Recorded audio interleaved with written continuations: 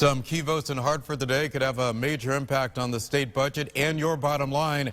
News 8's Ken Pierce live in News 8 Control this midday with the details on that. Ken. Yeah, Keith, Governor Malloy and lawmakers have less than 10 weeks to come up with a solution to a $1.7 billion budget deficit. The governor had said he did not want to try to fill that hole by increasing taxes, yet there is some talk going on about tax hikes. The sales tax, for instance, right now it is 6.35%. There's a proposal to raise that to around 7%, and just that few tenths of 1%, they say, could bring in as much as $450 million in new revenue. There was also talk about raising income taxes on people who make a lot of money, the so-called millionaire's tax. That would be for people who earn in the high six figures and up. Then there's a tax shift, which some people are calling a tax hike.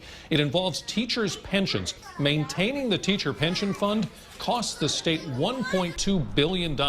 There's a committee vote this week on a proposal to shift a third of that cost, $400 million, to the cities and towns. And while that would save $400 million from the state budget, some say it would just mean all the cities and towns would then have to raise property taxes. And many are saying that's a tax hike too. You're just writing the check to your town instead of to your state. And speaking of employee costs, the governor is looking for concessions from state labor unions to try to lower what the state pays out in pay and benefits.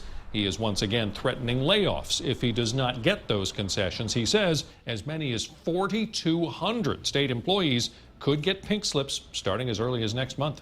Live in News 8 Control, I'm Kent Pierce. Keith, back to you.